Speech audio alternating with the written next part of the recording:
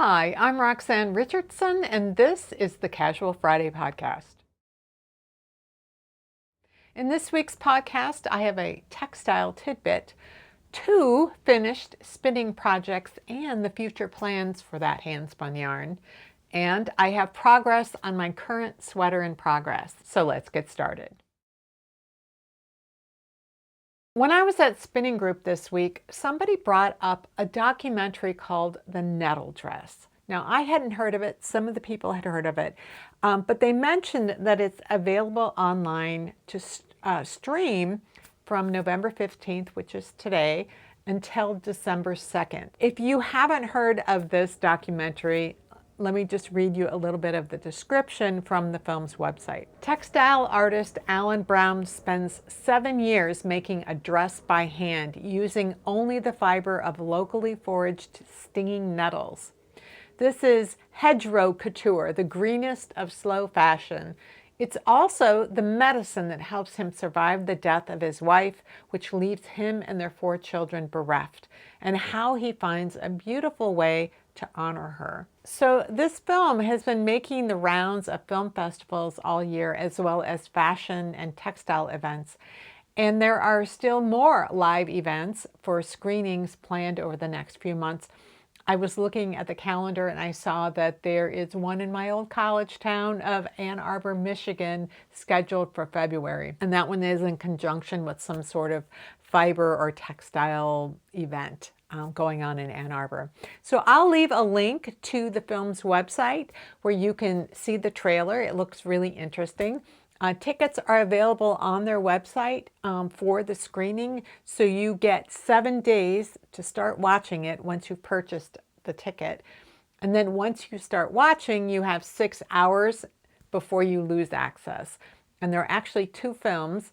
There's the documentary, which is 68 minutes long, and then there's, I think it's a half-hour long. It's a pre-recorded Q&A with the filmmakers. This sounds really interesting. Our spinning group is going to do a group screening of this sometime in the next couple of weeks, which sounds really exciting. I think for individual access, it's 12 pounds, but if you're doing it for like a group screening, it's more like 120 pounds, something like that. So there is a price difference if you're planning on showing it to a larger group. There's only access to for the next couple of weeks, so I hope you join in watching that documentary. It sounds really cool. So I have 2 spinning projects that I've completed that I want to tell you about. I'm going to start with this one. This is the sock yarn that I was spinning from a fleece I got probably 5 years ago. I scoured it in 2023, and then this summer I started spinning it. It was a very light, kind of light gray color, a little bit, tonal, because it's not all exactly one color. And because it was that light gray color, I thought it would really look nice with a nice color. Now, some of you didn't want me to dye it at all. Some of you didn't want me to use it for socks. I did dye it. I am going to use it for socks. So let's go to the overhead and I can show you the yarn up a little bit closer and tell you a little bit about the dyeing process that I used for this, and then my plans for what kind of socks I'm going to knit with these. So this is the BFL Romney. The sheep was 3/4 BFL blue-faced Leicester and 1/4 Romney. It has a really nice hand to it. It's got a long staple. This is it's a long wool. BFL is a long wool. So this is a kind of wool that is good for socks, which is what these are destined for. So the way I went about dyeing this, first thing you do is you soak the wool so it gets pretty saturated thoroughly. And then you squeeze out as much of the wool. Some people will use a spin dryer. I have a spin dryer. I didn't bother doing that. But just squeeze out as much as you can so that it's not already waterlogged when it's trying to take some dye. I used an acid dye from Dharma Trading Company. An acid dye just means that you're adding an acid to the dye pot so that the color will be locked in. And so that acid could be vinegar or it could be citric acid. I usually use vinegar because I have it under the sink. Some people use citric acid. It's just a preference. I bought this a few months ago, and I mean, I can imagine what Peacock Blue looks like, but there was no like color swatch or anything on the jar. So I went to the website to see what it looked like on the site, and they said that if you wanted that intensity of color that you see in the little swatch, you would need a 1.5 to 2% dye solution. And what that means is that however much the wool weighs, that you want 1.5 to 2% of that weight matched with the dye. So I had 100 grams approximately of the wool. And so I thought, well, I'll just measure out 1.5 or so grams of this into a mason jar. Because I'm just dyeing this one thing, I don't need to make a big jar of dye solution that I can use repeatedly, knowing that I have exactly the same thing. So I ended up with 1.7 grams. This is slightly more than 100 grams. Plus this started out as a gray, so I figured the color would probably work out right. I mixed up the dye with some hot water to dissolve it. I put the dye into a pot that had water in it. I like to put a canning rack, just, you know, something that keeps this off the bottom surface of the pot. But I've also dyed things in that pot without doing that. But I did that for this. So I laid it on the canning rack. There was enough water in there to keep this submerged, but it wasn't like tons of extra water. And then I used this as a little Tyvek wristband thingy. I used this to lift up the wool in the process when it was really hot, so I could flip it over and kind of make sure everything was getting dyed evenly.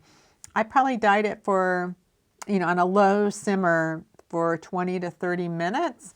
The dye had not exhausted yet, but typically if I leave the lid on it and just let it cool on its own down to room temperature, more dye will get absorbed. And the water was exhausted. A couple hours later when I came back, I could see that the water had been exhausted. So that worked out really well. I actually have 3 little skeins of yarn in here. You'll see this is the 100 grams that I originally spun, and it was a 3-ply. One of the bobbins of singles ran out first, as always happens. And I weighed the other 2 bobbins, and there were still 10 grams of fiber on each of them, which seemed like a lot. When I only started with 33 on each. So I thought, well, I'm not sure that I have enough yardage for socks anyway, so I'll just spin another 10 grams. And then I plied those together, and that's what I got here. And there were still 2 bobbins with 4 grams of fiber each. So I spun another 4 grams. I have about 400 yards, I think, of fingering weight yarn, which I can check with this. So if I lay this across this one that says 14, that means 14 wraps per inch, and that's fingering weight. That looks just about right. So I'll probably be able to get 8 to 8.5 stitches per inch on this, I hope. Then I just need to figure out what stitch pattern I'm going to use. Since it's a solid, I don't want to do stockinette. Somebody had mentioned or had suggested that I use a stitch pattern from sequence knitting. And I thought, well, that's a really good idea. So sequence knitting is a way of being able to knit a specific sequence that's easy to remember over and over again. So if you're knitting flat, you might knit that sequence across the entire row, and then on the next row you might continue wherever you left off in that sequence in order to go back, or you might just start the sequence again. So like mistake rib is sequence knitting. It's knit 2, purl 2, but instead of having a multiple of 4 stitches, you have a multiple of 4 stitches plus 1 or plus 3, so that you're going knit 2, purl 2, knit 2, purl 2, and you end with a knit 2, purl 1, and then on the next row you do knit 2, purl 2, knit 2, purl 2 all the way across, and what you get is a column of knits, a column of purls, and those are all separated by columns of garter. So you get these really interesting sequences doing things like that. So with flat knitting, like I said, you have the choice of starting your sequence again at the beginning of every row, or continuing wherever it was that you left off. If you're knitting in the round, you're always working in the same direction, so you need something that's going to work with a spiral. So I chose this pattern right here, which is a type of mock ribbing. It requires a multiple of 6 stitches plus 3. So it's knit 3 and then it's purl 1, knit 1, purl 1. And you just completely keep doing that in the round. And this is what it looks like charted out. But the pattern is this knit 3 and then the shades are purl. So purl 1, knit 1, purl 1. You do that all the way across. So you have a multiple of 6 stitches plus 3. So you're ending the round with your knit 3 and then you start the next round with your purl 1, knit 1, purl 1. And that's how you get this interesting column. So I thought that would be a good stitch pattern for a leg in particular, and that I wouldn't need to switch to any sort of ribbing. So what I'm thinking is to not do a ribbing above this because I don't think it's going to roll, and that I can just keep knitting the legs until I run out of yarn. So this is going to be where I would do 2 at a time toward the end of the pair of socks. So I knit each sock most of the way from the toe up the leg and make sure they were the same length at that point, and then I could kind of gauge how much yarn was left and just divide it between them and keep going from there. So that's my plan at the moment, is to do this mock ribbing. I had considered doing some things that actually looked spiral, like these kinds of patterns. I'd considered that, and it's possible I'll change my mind. I always have that discretion. But this is what I'm thinking at the moment. The other spinning project I completed was the Malagbrigo Nube. It was this combed top that I bought in Santa Fe when I was with my daughter Nina, who lives in Amsterdam, and I said, "Do you want me to spin you something?" I probably wouldn't have spun this for myself. It's just, this is a yarn shop, and not many yarn shops carry spinning fiber, and when they do, apparently it's often this Malagbrigo. And so it was an opportunity to, you know, pick something out with her, and I knew that this was a color that would look just great on her, and she did want some. Now, I don't have a lot of control over my spinning, and when I say that, what I mean is I don't like, I'm not a technical spinner. I'm a very technical knitter, but I'm not a technical spinner. I kind of do what feels right. And so I can't really plan ahead of time for sure what a yarn is going to end up like exactly. And I think that's true for a lot of spinners, that you can plan, but you can't necessarily plan the outcome. I know that with fine fiber, I tend to naturally spin really fine. Like it'll just go really fine. And for my BFL Romney yarn, I wanted something fine. I wanted a 3-ply, which meant that those individual plies had to be very thin. And I knew that the temptation would be there for the merino as well, because it's also a very fine fiber. She wanted something more in the DK to worsted weight. She doesn't like knitting with really fine yarns. So I was going to try my best to get that for her. I was a little worried as I was spinning it because I felt like my singles were still pretty fine. I was really working hard to make them a little bit thicker. I have all of the tools to help me confirm whether or not my singles are big enough. I have something that I compare that to. I could have done sampling, all kinds of things, but when I'm only spinning a limited amount, I don't necessarily want to use some of that fiber for sampling, unless it's just to see, well, what am I actually going to end up with, and I'm going to find that out with the final skein. So I don't tend to sample when I have something like 4 ounces of fiber. I just don't. So I did make this a 3-ply. Even after I washed it and it was still wet, I was like, oh, I don't know, this might not be thick enough for her. But then as it dried, it poofed up. And it's definitely something in the DK worsted weight range. So I'm really happy. Ended up with 240 yards of it, which is a nice, you know, length of yarn. This was a 4-ounce skein, so 113 grams, not 100 grams, so that helps. I tend to find that I don't usually get the yardage I'd get compared to a commercially spun yarn. Like if it's 100 grams of worsted weight, that would be 219, 220 yards. And I will tend to get less than that. Like my spun yarn is just denser than what they can produce on the big machinery that they have in the factories. So I was happy that there's enough that she can probably find a pattern that calls for a skein of DK or worsted weight yarn, and she will have enough. Let me go to the overhead on this too so that you can see this more up close, because I should have expected it to look the way it looks, but for some reason I was a little surprised by how it turned out. So this is what the Nube looks like up close. It's got this barber pole effect because the colors shifted from dark to really light just because of the way it was dyed. So because there were 3 plies, sometimes you can have 3 different colors in one place, which I think looks okay for something that's a single color, like all blues like this. I really like the way it looks when it's multiple colors. I just don't know what I would do with it in terms of knitting, something like that.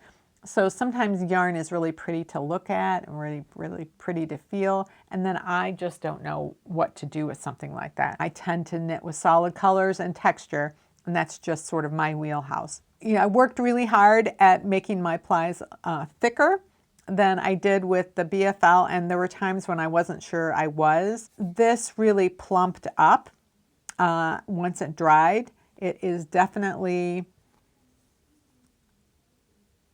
DK weight, possibly, well, you can really see the edges in there. I think it is a DK weight, but it probably could be used either way.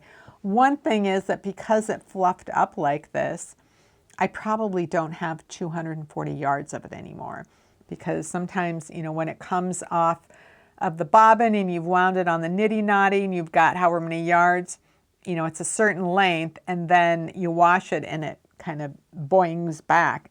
And because merino is so crimpy, I imagine it boinged back. So I'm going to have to re-measure the yardage on this to see how much I actually got. One of the tips that I got from a viewer about spinning with this Nube is that the fiber tends to be compacted, and I'd been warned about that at the shop where I bought it. She said, pre-draft it and kind of, fluff it out sideways.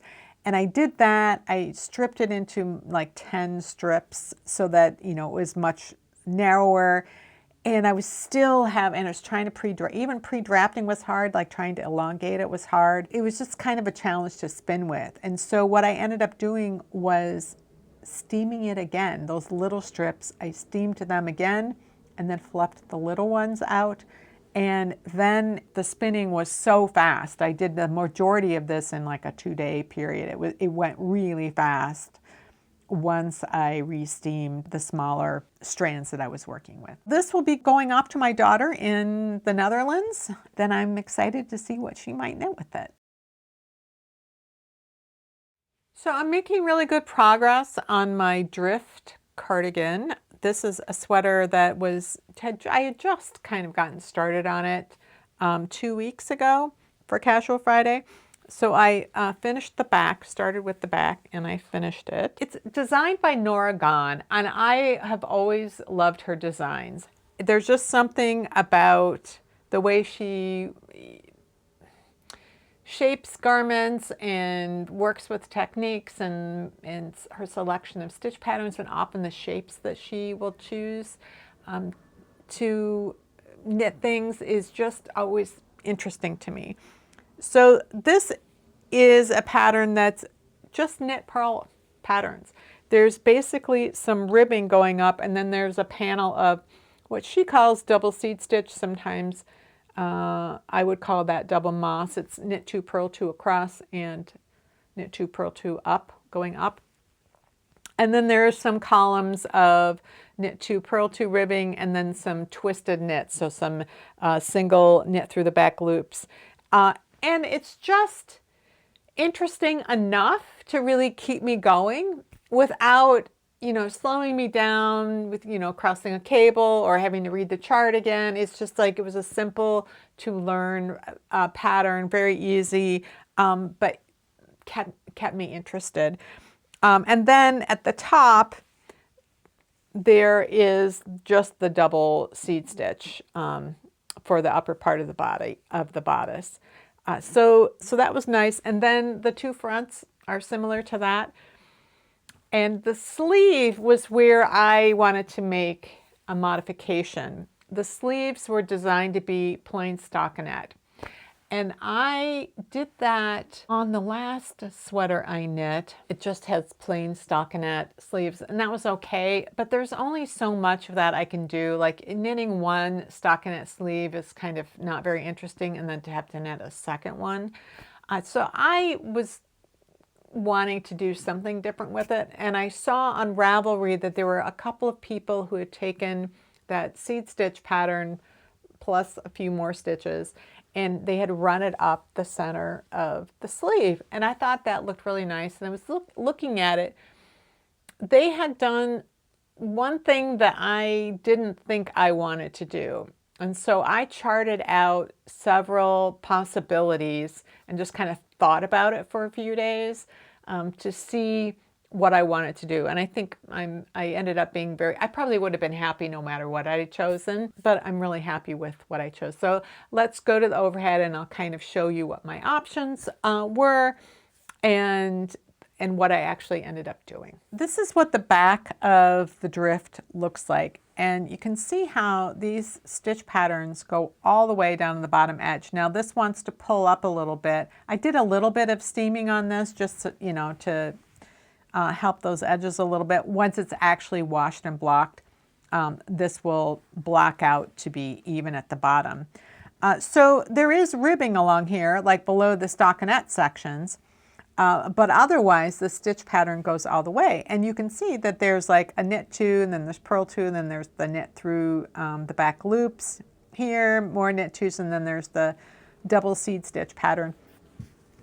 And then up here at the top is just double seed stitch. What I wasn't sure about is how I wanted to do the sleeves. So let me show you the options. So originally the stockinette sweater, like everything would have been knit two, purl two ribbing, and then just stockinette above it. And what I had seen some people on Ravelry had done was, after going from the knit two, purl two, they went into that seed stitch with like one bit of ribbing on the other side. So it's like an 18 stitch sequence in the middle, but it doesn't start until after the ribbing.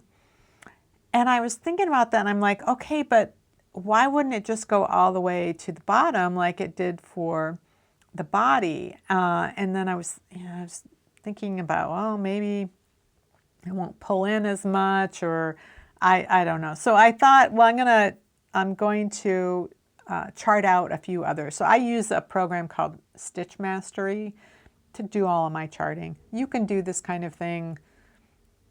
You could do it in like a spreadsheet, or you could do it on graph paper or whatever. But for me, it's just easier to, I do it in Stitch Mastery, then I do a save as, and then I make alterations and then do a save as, so I don't have to redraw everything.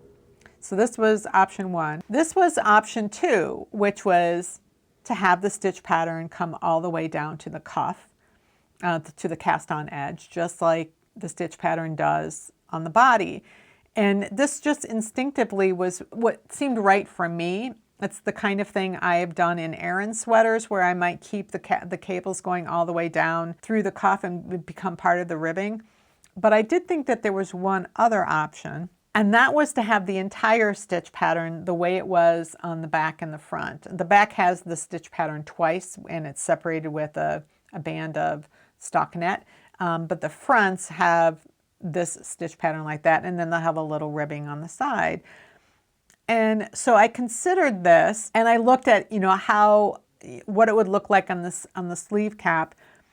And what I decided was that you can kind of fudge saying that this is the same gauge as stockinette. It basically is if you block it out. And if it does want to behave a little bit like ribbing right here, That's just a little bit, and it's going to stretch. It's going to, you know, it might fit closer, but it's not going to be tight. It's going to have the same amount of actual room as stockinette. But when you do this, when you add in the twisted stitches, that's going to pull the fabric in even more. And on the body, the idea is that you allow it to pull in a little bit, and so you have more stitches and it's a different gauge. I just didn't want to deal with the gauge differences. I also felt like, you know, for something that's on the wrist, something narrower would be better rather than something that was coming all the way around most of the wrist. So, so I went with this version right here. This has not been blocked at all, and it's so much stockinette, it's just rolling up. But this is what it looks like right here. So this is running all the way up the sleeve, right up the center, and it will be there all the way at the top of the sleeve cap. So I've just done the underarm decreases and started working on the cap shaping decreases here. Not a whole lot left to do in terms of stitch count, but quite a bit left in terms of length. So this will span most of the top of the sleeve cap, right at the shoulder. And I think that that's probably better than having the stitch pattern that comes out quite a bit wider. I really think I would have been happy with any of the solutions, but this is the one that I chose. Well, that's it for this week's Casual Friday. If you have any comments or questions about today's video or suggestions for videos you'd like to see in the future, you can leave those down in the comments below. If you have questions about a personal project, you can ask those questions in my Ravelry group, Rocks, where others can learn from the questions and answers as well as offer their insights. Thanks for watching, and I'll see you next week.